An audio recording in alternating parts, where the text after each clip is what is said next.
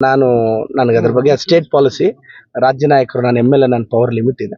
ನನಗೆ ಗೊತ್ತಿರೋ ಪ್ರಕಾರ SC/ST ಫಂಡ್ ಬಳಸಬಾರದು ಅನ್ನೋದೇ ನನ್ನ ಅಭಿಪ್ರಾಯ. ಸರ್, ವಿ.ಎಫ್ ಮೊಯ್ಲಿಯವರದು ಇನ್ನೊಂದು ಕನಸಿತ್ತು ಸರ್, ಇದು ವಿಶ್ವೇಶ್ವರಯ್ಯನವರು ಹುಟ್ಟಿದಂಥ ಪಂಚಾಯತಿಯಲ್ಲಿ ಇವತ್ತು ನೀವು ಇದ್ದೀರಿ, ಇಲ್ಲಿಗೆ IIT ತರಬೇಕು ಅನ್ನೋವಂಥದ್ದು. ಇದಕ್ಕೆ ಏನಾದರೂ ನೀವು ಬೇರೆ ಶಿಕ್ಷಣದಲ್ಲಿ ನಾನು IIT ತರಬೇಕು, ಈಗಾಗಲೇ IIT ಧಾರವಾಡ ಕೊಲ್ಟೋಗಿರೋದ್ರಿಂದ ಕಾನೂನು ಏನು ಹೇಳುತ್ತೋ ಗೊತ್ತಿಲ್ಲ. ನನಗೆ ಭರವಸೆ ಇದೆ 2029ಕ್ಕೆ ಕೇಂದ್ರದಲ್ಲಿ ನಮ್ಮ UPA ಸರ್ಕಾರ ಕೂತ್ಕೊಳ್ಳುತ್ತೆ. 29ಕ್ಕೆ ಕೇಂದ್ರ ಸರ್ಕಾರದಲ್ಲಿ ನಮ್ಮ ಕಾಂಗ್ರೆಸ್ ಕೂತ್ಕೊಳ್ಳುತ್ತೆ. ಕೇಂದ್ರ ಸರ್ಕಾರನ ಆವತ್ತು ನಾನು ಈ ಶಾಸಕನಾಗಿ ಕನ್ವಿನ್ಸ್ ಮಾಡೋಕ್ಕೆ ಯಶಸ್ವಿ ಆಗ್ತೀನಿ. ಈಗ ಕೇಂದ್ರದಲ್ಲಿ ಒಂದು ಸರ್ಕಾರ, ನಮ್ದು ಇಲ್ಲೊಂದು ಸರ್ಕಾರ ಇರೋದ್ರಿಂದ ಕೇಂದ್ರನ ಕನ್ವಿನ್ಸ್ ಮಾಡೋದು ಕಷ್ಟ ಆಗುತ್ತೆ. ಒಂದಲ್ಲ ಒಂದು ದಿನ ಇದನ್ನ ಅಭಿವೃದ್ಧಿ ಮಾಡ್ತೀವಿ ಅಂತ ಹೇಳಕ್ ಬಯಸ್ತೇನೆ. Thank you sir. Thank you. ಪಶು ಇಲಾಖೆಯೊಂದಿಗೆ ಆರೋಗ್ಯ ಇಲಾಖೆಯೊಂದಿಗೆ ಕೋಆರ್ಡಿನೇಷನ್ ಸಾಧಿಸಿದ್ದೀವಿ. ಒಂದು ಸಪರೇಟ್ ವಾರ್ಡ್ ಕ್ರಿಯೇಟ್ ಮಾಡೋಕ್ಕೆ ನಾನು ಈಗಾಗಲೇ ನನ್ನ ತಾಲೂಕಲ್ಲಿ ಮಾರ್ಗದರ್ಶನ ಕೊಟ್ಟಿದ್ದೀನಿ. ಐಸೋಲೇಷನ್ ವಾರ್ಡು ಮತ್ತು ಎಲ್ಲ DC ಅವ್ರ ಜೊತೆ ನಾನು ಟಚ್ಚಲ್ಲಿ ಇದ್ದೀನಿ. ಬ್ಯಾಂಗ್ಳೂರು ಲ್ಯಾಬ್ ಅವ್ರ ಜೊತೆ ಟಚ್ಚಲ್ಲಿ ಇದ್ದೀನಿ. ಭೂಪಾಲ್ DC ಅವ್ರನ್ನೂ ಈ ವಿರುದ್ಧ ಮಾತಾಡಿದ್ದೀನಿ. ಆ್ಯಂಡ್ ಕೆಲವು ತಜ್ಞರು ನನ್ನ ಕಾಂಟ್ಯಾಕ್ಟಲ್ಲಿರೋರಿಗೆ ನಾನು ಬೆಳಗ್ಗೆ ಕಾರಲ್ಲಿ ಬರೋ ಕೆಲವ್ರಿಗೆ ಮಾತಾಡಿದೆ ಅಂತ, ಸರ್ ಯಾವ ಥರ ಇದನ್ನು ಪ್ರಿಕಾಷನ್ ತೊಗೋಬೋದು ಅಂತ. ನಾನು ನಮ್ಮ ದಿನೇಶ್ ಗುಂಡೂರಾವ್ ಸಾಹೇಬ್ರ ಗಮನಕ್ಕೂ ನಮ್ಮ ಮಿನಿಸ್ಟರ್ ಗಮನಕ್ಕೂ ತಂದು, ಬಟ್ ಇದನ್ನು ತಡಿತೀವಿ ಸರ್, ಅದಂತೂ ಸತ್ಯ, ತಡಿತೀವಿ ಸರ್. ಈಗ ಏನು ಹಕ್ಕಿ ಜ್ವರದ ಒಂದು ಹಿನ್ನೆಲೆಯಲ್ಲೇ ಚೆನ್ನಾಗಿ ಆರೋಗ್ಯವಾಗಿರ್ತಕ್ಕಂಥ ಕೋಳಿಗಳನ್ನು ಸಾಯಿಸ್ತಾ ಇರ್ತಕ್ಕಂಥ ಪ್ರಕ್ರಿಯೆ ಇದೆ. ಕೊರೋನಾ ಬಂದಾಗ ಮನುಷ್ಯನಾಗಿ ಸಾಯಿಸ್ತಾರೆ ಇಲ್ಲ, ಹಂಗೆಲ್ಲ ಮಾಡೋಕ್ಕಾಗಲ್ಲ, ಇದು ಏನು ಮಾತಾಡೋಕ್ಕಾಗಲ್ಲ. ಇಲ್ಲ, ಈ ಅಕ್ಕಿ ಜ್ವರನ ಕಂಟ್ರೋಲ್ ಮಾಡ್ತೀನಿ, ಅಷ್ಟು ಮಾತ್ರ ಹೇಳ್ಬಲ್ಲ ಸರ್. ಓಕೆ, ಈಗ ಮನುಷ್ಯರಿಗೊಂದು ನ್ಯಾಯ, ಪಕ್ಷಿಗಳಿಗೊಂದು ನ್ಯಾಯ ಅಂತಂದ್ರೆ ಸರ್, ಈಗ ಚಿಕ್ಕಬಳ್ಳಾಪುರ ಜಿಲ್ಲೆ ಬಹುದಿನಗಳ ಕನಸು ರೋಪ್ವೇ, ನಂದಿ ರೋಪ್ವೇಗೆ ತಡೆ ಸಿಕ್ಕಿದೆ, ಆಗ್ತಾ ಇದೆ ಅಂತ, ಇದು ಬೇಜಾರಾಗ್ತಾ ಇದೆ. ಇಲ್ಲ, ಅದು ನಾವೆಲ್ಲ ದೊಡ್ಡಬಳ್ಳಾಪುರದ ಒಂದು ಲ್ಯಾಂಡ್ ಲಿಟಿಗೇಷನ್ ಇತ್ತು, ಸಾಲ್ವ್ ಮಾಡಿದ್ವಿ. ಅಷ್ಟೊತ್ತಿಗೆ ಇದು ಸ್ಟೇಗೆ ಹೋಗಿದ್ದಾರೆ ಪರಿಸರವಾದಿಗಳು. ನಾವು ಹಂಗೆ ಅಂತ ಪರಿಸರವಾದಿಗಳ ನಿಲುವನ್ನು ನಾವು ತೆಗೆದಾಕಕ್ಕಾಗಲ್ಲ ಜವಾಬ್ದಾರಿಯುತ ಶಾಸಕನಾಗಿ. ಆದರೂ ಅದನ್ನೆಲ್ಲ ವಿಶ್ವಾಸಕ್ಕೆ ತಗೊಂಡು ಅಭಿವೃದ್ಧಿ ಪಥದಲ್ಲಿ ಹೇಗೆ ಕೋರ್ಟ್ನ ಕನ್ವಿನ್ಸ್ ಮಾಡಿ ಕೋರ್ಟ್ ಡೈರೆಕ್ಷನ್ ಪ್ರಕಾರ ಹೋಗ್ತೀವಿ, ಕೋರ್ಟ್ನ ನಾವು ಕನ್ವಿನ್ಸ್ ಮಾಡಕ್ಕೆ ಯಶಸ್ವಿ ಆಗ್ತೀವಿ ಅಂತ ಬಯಸ್ತೀವಿ.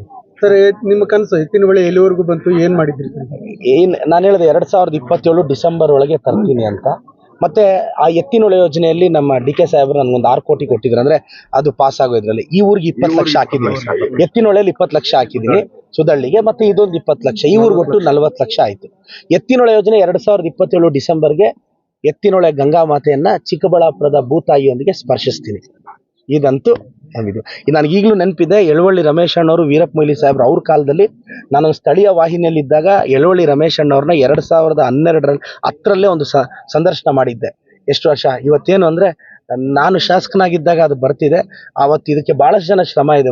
ವೀರಪ್ಪ ಮೊಯ್ಲಿ ಸಾಹೇಬರು, ನಮ್ಮ ಕಾಂಗ್ರೆಸ್ ಮುಖಂಡರು, ನಮ್ಮ ನಮ್ಮೆಲ್ಲ ಮುಖಂಡರು, ರಮೇಶ್ ಅಣ್ಣ ಇಂದ ಹಿಡಿದು ಎಲ್ಲರೂ ಹಿರಿಯರು, ಅವ್ರ ಸಹಕಾರದಿಂದ ಬರ್ತಿದೆ. ಮೊದಲ ಕ್ರೆಡಿಟ್ ವೀರಪ್ಪ ಮೊಯ್ಲಿ ಸಾಹೇಬ್ರಿಗೆ ಹೋಗುತ್ತೆ.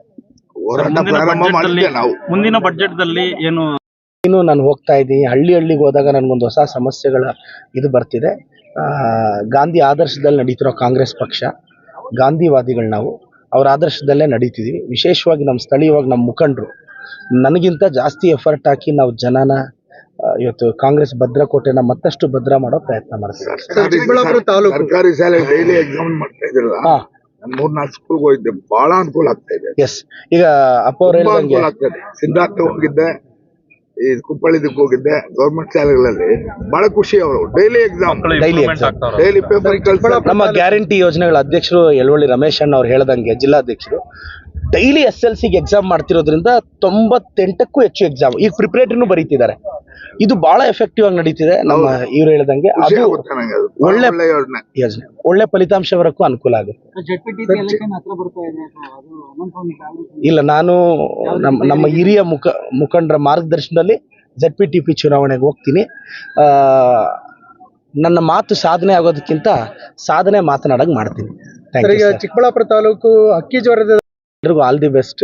ಮತ್ತು ನಾನೆಲ್ಲ PUC ಸ್ಟೂಡೆಂಟ್ಸ್ಗೆ ಹೇಳ್ತೀನಿ, ಎಕ್ಸಾಮ್ ಮುಗಿದ ತಕ್ಷಣ ಚಿಕ್ಕಬಳ್ಳಾಪುರದಲ್ಲಿ ಉಚಿತ CET ನೀಟ್ ಕೋಚಿಂಗ್ ಮಾಡ್ತಾ ಇದ್ದೀನಿ. ದಯವಿಟ್ಟು ನೀವು ಬೆಂಗಳೂರಿಗೋ ಯಲಹಂಕಗೋ ಹೋಗಬೇಕು ಅಂದರೆ 40-50 ಸಾವಿರ ಖರ್ಚು ಬರುತ್ತೆ. ಅಷ್ಟು ಖರ್ಚು ಮಾಡ್ಕೋಬೇಡಿ. ನಂದು ಪರಿಶ್ರಮ ವಿದ್ಯಾಸಂಸ್ಥೆಯ ಟಾಪ್ ಟೀಚರ್ಸು. ಇದೇ ಕೋರ್ಸು ಬೆಂಗಳೂರಲ್ಲಿ ನನ್ನ ಅಕಾಡೆಮಿಯಲ್ಲಿ ತಗೋಬೇಕು ಅಂದರೆ 50,000 ಪ್ಲಸ್ GST ಆಗುತ್ತೆ. 59,000 ಕಟ್ಟಿ ಬೆಂಗಳೂರಲ್ಲಿ ಕೋಚಿಂಗ್ ತಗೊತಾ ಇದ್ದಾರೆ ಕರ್ನಾಟಕದ ಎಷ್ಟೋ ಜನ. ಆ ಕೋಚಿಂಗ್ನ ನನ್ನ ವಿಧಾನಸಭಾ ಕ್ಷೇತ್ರದ ಮಕ್ಕಳಿಗೆ ಫ್ರೀಯಾಗಿ ಕೊಡ್ತಿದ್ದೀನಿ.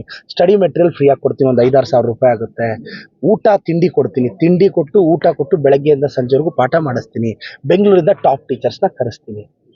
ದಯವಿಟ್ಟು ಎಲ್ಲ ವಿಧಾನಸಭಾ ಕ್ಷೇತ್ರದ ವಿದ್ಯಾರ್ಥಿಗಳು ಇದನ್ನ ಬೆನಿಫಿಟ್ ತಗೊಳ್ಳಿ ಅಂತ ವಿನಂತಿಸ್ತೇನೆ. ಅಷ್ಟೇ ಮುಗಿಸ್ತೀವಿ. ಜನ ಎಲ್ಲ ತುಂಬ ಖುಷಿಯಿಂದ ಅಭಿನಂದಿಸಿದ್ರು. ಕೊರ್ಲಳ್ಳಿ ಬ್ರಿಡ್ಜ್ ಅಂತೂ ಇತಿಹಾಸ ಅದು. ಅವರೊಂದು 7-8 MLAಗಳಿಂದ ಕೇಳ್ಕೊಂಡು ಬಂದಿದ್ದಾರೆ, ಆಗಿಲ್ಲ. ಸ್ಥಳೀಯವಾಗಿ ನಮ್ಮೆಲ್ಲರ ಮುಖಂಡರ ಮಾರ್ಗದರ್ಶನದಲ್ಲಿ ಆ ಕಾರ್ಯನ ಇವತ್ತು ಪೂರೈಸಿದ್ವಿ ಸರ್. ಸರ್, ಸುದ್ದಳ್ಳಿ ಕೂಡ ತುಂಬಾ ಹಿಂದುಳಿದಿರ್ತಕ್ಕಂಥ ಒಂದು ವಿಲೇಜ್. ಇಲ್ಲಿ ಹೆಲ್ತ್ ಕ್ಯಾಂಪ್ ಆ ಥರದ ನೆಸಿಟಿ ಈಗ ಹೇಳಿದ್ರು, ನಾನು ಜನನ ತಾವು ನನ್ನ ಗಮನಕ್ಕೆ ತಂದ್ರೆ ನಾನು ಇಮಿಡಿಯೇಟ್ ಆಗಿ ಈ ಸಂಡೇ ಅಥವಾ ಮುಂದಿನ ಸಂಡೇ ಹೆಲ್ತ್ ಕ್ಯಾಂಪ್ ಹಾಕ್ಸ್ತೀನಿ. ಈಗ ಊರಿಗೆ ಏನೆಲ್ಲ ಮಾತು ಕೊಟ್ಟಿದ್ದು ಅದು ಉಳಿಸ್ಕೊಂತೀವಿ. ಇನ್ನೊಂದು 1-2 ಪೆಂಡಿಂಗ್ ಇದೆ, ಅದು ಮಾಡ್ತೀವಿ ಅಂದಿದ್ದಾರೆ. ವಿಲೇಜ್ ಅಕೌಂಟೆಂಟ್ಸ್ ಸ್ಟ್ರೈಕಲ್ಲಿ ಇರೋದ್ರಿಂದ ಕೆಲವೆಲ್ಲ ನಮ್ಗೆ ಮುಗ್ಸಕ್ಕಾಗಿಲ್ಲ, 1-2 ಅದು ಆದಷ್ಟು ಬೇಗ ಮುಗಿಸ್ತೀವಿ ಸರ್. ದಿನಗಳಲ್ಲಿ ಕಾರ್ಯಗಳು ಇದೆಲ್ಲ ಇನ್ನೊಂದು 1-1.5 ತಿಂಗಳಲ್ಲಿ ಮುಗಿಸ್ಬಿಡಿ. ಏನು ಅಂದರೆ ನಮ್ಗೆ ಅಟ್ ಎ ಟೈಮ್ ನಾನು ಹಳ್ಳಿಗಳಿಗೆ ಹೋದೆ ಅಲ್ಲ ಸರ್, ಒಂದೊಂದು ಊರಲ್ಲಿ 5-6 ಸರ್ವೆ ಬಂತು. ನಮ್ಮ ಹತ್ರ ಲಿಮಿಟೆಡ್ ಸರ್ವೇಯರ್ಸ್ ಇದ್ದಾರೆ. ಪಾಪ ಒಬ್ಬೊಬ್ರಿಗೆ 5-6 ಇದೆ, ಬಟ್ ಮ್ಯಾಕ್ಸಿಮಮ್ ಮುಗಿಸ್ಬಿಡ್ತೀನಿ ಸರ್. ಮಾಡರ್ನ್ ಶಿಕ್ಷಣ ತಜ್ಞರಾಗಿ ನೀವು ಚಿಕ್ಕಬಳ್ಳಾಪುರದ ಎಲ್ಲ ಮಾಧ್ಯಮದವ್ರಿಗೆ ಎಲ್ರಿಗೂ ನಾನು ರಿಕ್ವೆಸ್ಟ್ ಮಾಡೋದು ಅಂದರೆ, ಒಂದು 100 ಕೋಟಿ 200 ಕೋಟಿ ತಂದು ಯಾವುದೋ ಒಂದು ಬಿಲ್ಡಿಂಗ್ ಕಟ್ಟಿ ಆ ಬಿಲ್ಡಿಂಗ್ ಮೇಲೆ ನನ್ನ ಹೆಸರು ಹಾಕ್ಸೋದು, ನನಗೆ ಅದರ ಅರಿವು ನನಗಿಲ್ಲ ಅಂತಲ್ಲ. ಆದರೆ ನಾನು ತಂದಿರೋ ಅನುದಾನನ ಕನೆಕ್ಟಿವಿಟಿಗೆ ಟ್ರೈ ಮಾಡ್ತಿದ್ದೀನಿ. ತುಂಬ 50, 100, 200 ಜನ ಇರೋರು ಹಳ್ಳಿಗಳಲ್ಲಿ ರಸ್ತೆಗಳು ಹಾಕ್ಸೋ ಕಡೆ ಮಾಡ್ತಿದ್ದೀನಿ. ಸೊ ನಾನು ಎಲ್ಲ ಅನುದಾನನ ಈ ಹಳ್ಳಿಗಳ ಕಡೆ ಕನೆಕ್ಟಿವಿಟಿ ಇಲ್ಲದೆ ಇರೋ ರಸ್ತೆ, ತುಂಬ ಹಿಂದುಳಿದ ವರ್ಗದವರು, SC ST ಸಮುದಾಯ ಇರೋರು, ಅವ್ರ ಅಭಿವೃದ್ಧಿಗೋಸ್ಕರ ಶ್ರಮಿಸ್ತಿದ್ದೀನಿ ಅಲ್ವಾ. ಈ 40 ಕೋಟಿನೂ ಎತ್ಕೊಂಡೋಗಿ ನಾನು ಚಿಕ್ಕಬಳ್ಳಾಪುರದಲ್ಲಿ BB ರೋಡಲ್ಲೋ MG ರೋಡಲ್ಲೋ ಒಂದು ದೊಡ್ಡ ಬಿಲ್ಡಿಂಗ್ ಕಟ್ಬೋದಾಗಿತ್ತು. ಅದು ನನ್ನ ಡಿಸ್ಕ್ರಿಷನಲ್ಲೇ ಇತ್ತು. ತಮ್ಮ ಗಮನಕ್ಕಿರಲಿ, ಮುಖ್ಯಮಂತ್ರಿಗಳ ಹತ್ರ ನಾನು ಅನುದಾನ ಕೇಳಿದಾಗ ಇದನ್ನು ನೀನು ಎಲ್ಲಾದರೂ ಹಾಕು ಅಂತ ನನಗೆ ಡಿಸ್ಕ್ರಿಷನ್ ಕೊಟ್ಟಿದ್ರು. ನಾನು ಇಲ್ಲಿ ಎಲ್ಲೆಲ್ಲಿ 50-100 ಜನಸಂಖ್ಯೆ ಇರೋ ಕಡೆ ಹಾಕ್ತಿದ್ದೀನಿ.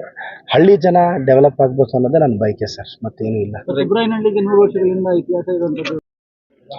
ಮೊದಲನೇದಾಗಿ ಮುದ್ದೇನಹಳ್ಳಿ ಪಂಚಾಯತಿಯಿಂದ ನಮ್ಮೂರಿಗೆ ನಮ್ಮ ಶಾಸಕರು ಕಾರ್ಯಕ್ರಮ ಸ್ಟಾರ್ಟ್ ಮಾಡಿದ್ವಿ. ನಮ್ಮ ಸ್ಥಳೀಯ ಮುಖಂಡರ ಸಹಕಾರದೊಂದಿಗೆ 30ಕ್ಕೂ ಹೆಚ್ಚು ಇಲಾಖೆಯ ಅಧಿಕಾರಿಗಳೊಂದಿಗೆ. ಮೊದಲು ನಾನು ಗಟ್ಟಿಗಾನಹಳ್ಳಿ ಸುಬ್ರಾಯನಹಳ್ಳಿಗೆ ಹೋದೆ. ಇವತ್ತು ಆ ಊರಿನ ರಸ್ತೆಗೆ ಬರೀ ಒಂದು 2 ಊರು ಸೇರಿದ್ರು ಮ್ಯಾಕ್ಸಿಮಮ್ ಒಂದು 60-100 ಜನಸಂಖ್ಯೆ ಆ ಚಿಕ್ಕ ಹಳ್ಳಿಗಳು. ಆದರೂ ಕನೆಕ್ಟಿವಿಟಿಗೋಸ್ಕರ 2,75,00,000 ಹಾಕಿದ್ದೀನಿ. ಕೊರ್ಲಳ್ಳಿ ಬ್ರಿಡ್ಜ್ಗೆ 80 ಲಕ್ಷ, ಮತ್ತೆ ಆ ಬ್ರಿಡ್ಜಿಂದ ರಸ್ತೆಗೆ 60 ಲಕ್ಷ, ಅದಕ್ಕೆ 1,40,00,000 ಹಾಕಿದ್ದೀನಿ. ಇವತ್ತು ಸುದಳ್ಳಿಗೆ ಬ್ರಿಡ್ಜಿಗೆ 20 ಲಕ್ಷ ಹಾಕಿದ್ದೀನಿ. ಈಗ ದಿನ್ನಹಳ್ಳಿಗೆ ಅಲ್ಲೊಂದು 40 ಲಕ್ಷ, ದಿನ್ನೂರಿಗೆ 40 ಲಕ್ಷ ಹಾಕಿದ್ದೀನಿ. CC ರಸ್ತೆ ಚರಂಡಿಗೆ. ಇಲ್ಲಿ ಏನೆಲ್ಲ ಮಾತು ಕೊಟ್ಟಿದ್ವೋ ಸರ್ವೆಯಿಂದ ಪ್ರತಿಯೊಂದು ಮುಗಿದಿದೆ. ಅದಕ್ಕೆಲ್ಲ ನಾವು ಸ್ಪಂದಿಸ್ತಿದ್ದೀವಿ ಸರ್. ಹಳ್ಳಿಗೆ ಹೋಗಿ ಇಂಪ್ಯಾಕ್ಟ್ ನಾನು ಏನೆಲ್ಲ ಹಳ್ಳಿಗಳು ಮುಗಿಸ್ಕೊಂಡು ಬಂದಿದ್ದೀನಿ ಅದಕ್ಕೆ